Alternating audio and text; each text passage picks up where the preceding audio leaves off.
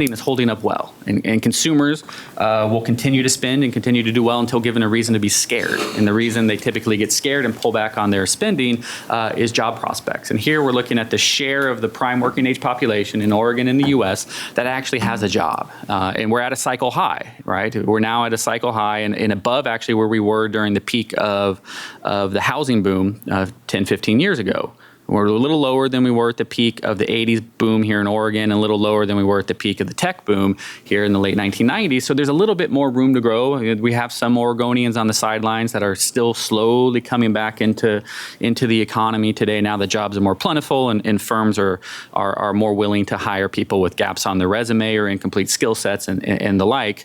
But again, job prospects remain bright. Consumer spending continues to hold up until then. And the best leading indicator for the labor market is initial claims for unemployment insurance. We have not really seen those tick up at all, right? We're at or near historic lows for initial claims for unemployment insurance, both in Oregon and at the U.S. So job prospects remain bright, and so consumers will continue to spend. More importantly, locally, this is translating into better income growth, and in particular, our wages. Here, we're doing a measure of Oregon's average wage relative to the U.S. average wage. And again, Oregon has lower wages than the U.S.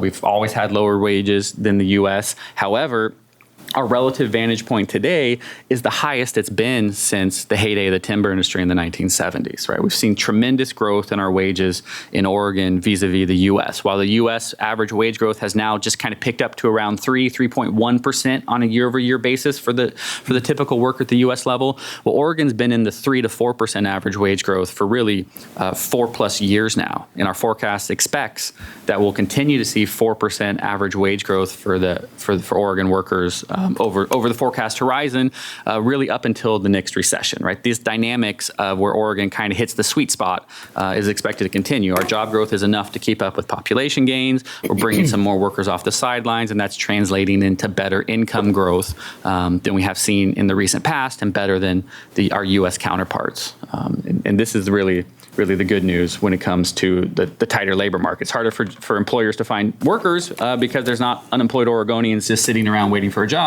but it's translating into more money in the pockets of our households.